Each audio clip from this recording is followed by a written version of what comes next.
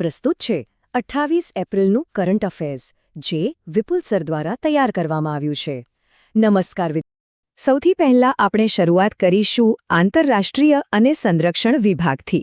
આ સેક્શન પરીક્ષા માટે ખૂબ જ સ્કોરિંગ હોય છે, તો ચાલો સીધા જ પહેલા પ્રશ્ન પર જઈએ. તો આપણો પહેલો પ્રશ્ન છે, તાજેતરમાં NPT એટલે કે પરમાણુ અપ્રસાર સંધિના પક્ષોનું 11મું સમીક્ષા સંમેલન 2026 ક્યાં શરૂ થયું છે? ઓપ્શન્સ છે A. Paris, B. Geneva, C. New York કે પછી D. ટોક્યો. વિચારો જોઈએ. સાચો જવાબ છે ઓપ્શન C. ન્યૂયોર્ક. હવે જુઓ, આ સમજવું બહુ જ જરૂરી છે. આ 11મું સમીક્ષા સંમેલન અમેરિકાના ન્યૂયોર્કમાં આવેલા UN હેડક્વાર્ટર ખાતે શરૂ થયું છે. અને તેના અધ્યક્ષ તરીકે કોણ છે? વિયેતનામના ડો હંગ વિયેત. આ સંધિનો મેઇન ટાર્ગેટ શું છે? દુનિયામાં પરમાણુ હથિયારોનો ફેલાવો રોકવો. પણ અહીં એક ખાસ ધ્યાન રાખવા જેવી બાબત એ છે કે આપણો દેશ ભારત આ સંધિનો સભ્ય નથી. અને હા, ભૂગોળની દ્રષ્ટિએ યાદ રાખજો કે યુએનનું આ ભવ્ય હેડક્વાર્ટર ન્યૂયોર્કના મેનહેટન આઇલેન્ડ પર આવેલું છે. છે ને રસપ્રદ? ચાલો હવે બીજો પ્રશ્ન જોઈએ. વૈશ્વિક ખાદ્ય સંકટ રિપોર્ટ 2026 અનુસાર સૌથી વધુ ખાદ્ય અસુરક્ષિત દેશ કયો છે? ઓપ્શન્સ છે A. Sudan, B. Nigeria, C. Pakistan કે D. અફઘાનિસ્તાન. તમારો જવાબ શું છે? સાચો જવાબ છે ઓપ્શન B. નાઇજીરિયા. આ બહુ ગંભીર મુદ્દો છે દોસ્તો. UN અને યુરોપિયન યુનિયનના આ સંયુક્ત રિપોર્ટ મુજબ 47 દેશોના લગભગ 266 મિલિયન લોકો ગંભીર ખાદ્ય સંકટનો સામનો કરી રહ્યા છે. જરા વિચારો, આ આંકડો કેટલો મોટો છે. સૌથી વધુ લોકોનું સ્થળાંતર સુદાનમાં થયું છે. અને એક નોંધવા જેવી વાત એ છે કે આપણો પાડોશી દેશ પાકિસ્તાન પણ હવે આ લિસ્ટના ટોપ 10માં આવી ગયો છે. નાઇજીરિયા વિશે એક બીજી જીકે ફેક્ટ કહી દઉં. આફ્રિકામાં સૌથી વધુ વસ્તી ધરાવતો આ દેશ તેના પામ ઓઇલના ઉત્પાદન માટે પણ પ્રખ્યાત છે. એટલે જ તેને પામ ઓઇલ કન્ટ્રી પણ કહેવાય છે. આગળ વધીએ પ્રશ્ન 3 તરફ. તાજેતરમાં મેહર બાબા પ્રતિયોગિતા 3 એટલે કે MBC3 ની શરૂઆત કયા દળ દ્વારા કરવામાં આવી છે? ઓપ્શન્સ જુઓ. A. ભારતીય નૌકાદળ, B. DRDO, C. ભારતીય વાયુસેના એટલે કે IAF અથવા D. ભારતીય ભૂમિદળ. શું લાગે છે તમને? બિલકુલ સાચું. સાચો જવાબ છે ઓપ્શન C.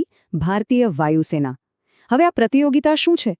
તો ભવિષ્યમાં હવાઈ હુમલાઓ પર સચોટ નજર રાખવા માટે ડ્રોન આધારિત રડાર સિસ્ટમ તૈયાર કરવાનો આ એક ઇનોવેટિવ પ્રયાસ છે, જેમાં સ્ટાર્ટઅપ્સ અને રિસર્ચ સંસ્થાઓની મદદ લેવાશે.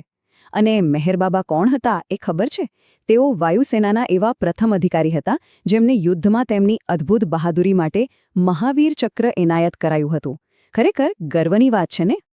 હવે આપણે આગળના સેક્શન તરફ જઈએ, જે છે રાજકારણ અને રમતગમત.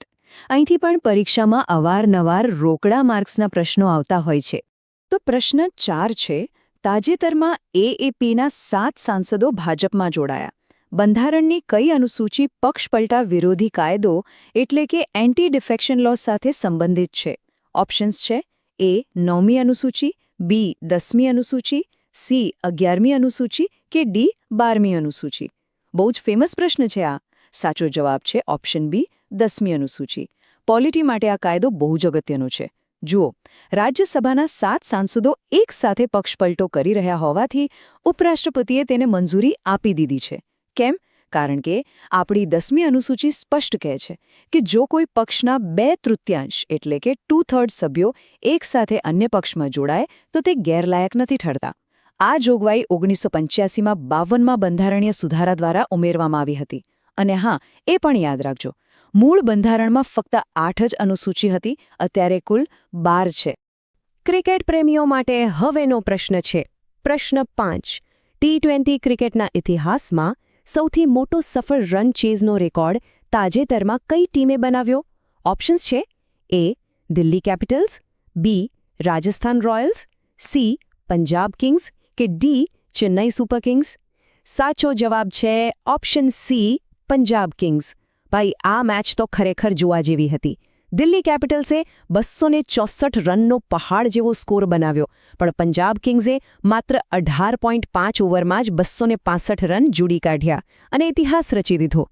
ટી20ના ઇતિહાસનો આ સૌથી મોટો અને સૌથી ઝડપી રન ચેઝ છે. સાથે એક બોનસ ફેક્ટ, આઈપીએલના ઇતિહાસમાં સૌથી વધુ એટલે કે 5 વખત ટ્રોફી જીતવાનો રેકોર્ડ કોના નામે છે? મુંબઈ ઇન્ડિયન્સ અને ચેન્નઈ સુપર કિંગ્સના નામે.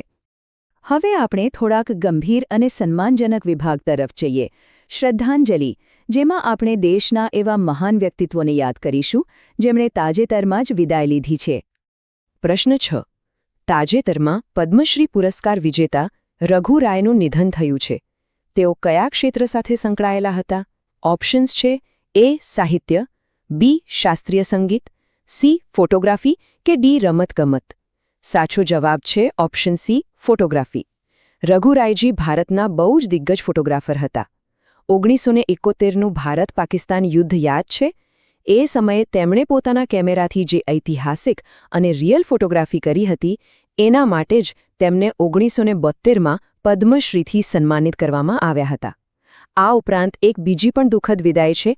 1968ના મેક્સિકો ઓલિમ્પિકમાં બ્રોન્ઝ મેડલ જીતનાર ભારતીય હોકી ટીમના દિગ્ગજ ખેલાડી ગુરબક્ષ સિંહનું પણ નિધન થયું છે.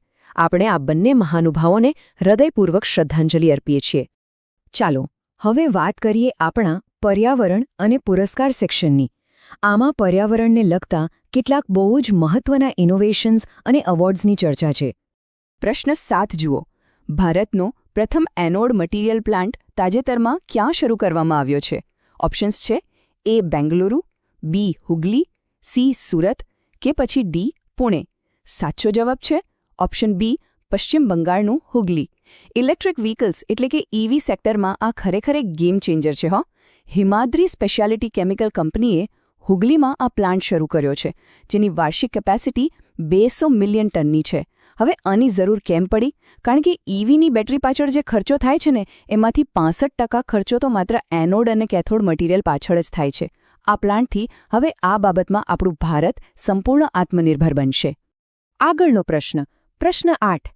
કયા રાજ્યના ગુન્ટોર મ્યુનિસિપલ કોર્પોરેશનને ઓસ્ટ્રિયામાં પ્રતિષ્ઠિત યુએનઆઈડી જેમ એવોર્ડ 2026થી સન્માનિત કરવામાં આવ્યો છે? ઓપ્શન્સ છે: એ. તેલંગાણા, બી. આંધ્રપ્રદેશ, સી. કેરળ કે ડી. તમિલનાડુ. ગેસ કરો જોઈએ. બિલકુલ સાચું જવાબ છે ઓપ્શન બી, આંધ્રપ્રદેશ. આખા દેશ માટે આ બહુ ગર્વ લેવા જેવી બાબત છે.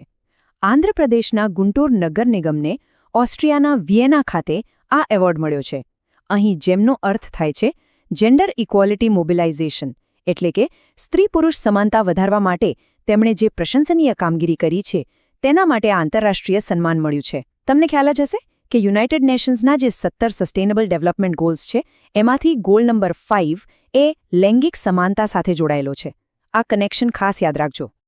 ભૂસ્તરશાસ્ત્ર અને ઇતિહાસમાં રસ ધરાવતા લોકો માટે પ્રશ્ન 9. તાજેતરમાં ભારતમાં કયા સ્થળેથી હોલોસીન યુગનો 12,000 વર્ષ જૂનો જીવાશ્મ વિસ્તાર એટલે કે ફોસિલ બેડ મળી આવ્યો છે? ઓપ્શન્સ: એ. કચ્છ, બી. થૂથુકુડી, સી. ભીમબેટકા કે ડી. જેસલમેર. સાચો જવાબ છે ઓપ્શન બી, તમિલનાડુનું થૂથુકુડી. મિત્રો, પ્રકૃતિ પણ ગજબની વસ્તુ છે. 2023માં પડેલા ભારે વરસાદને કારણે જમીનનું ધોવાણ થયું અને જમીનમાંથી આખો 12,000 વર્ષ જૂનો ઇતિહાસ બહાર આવી ગયો.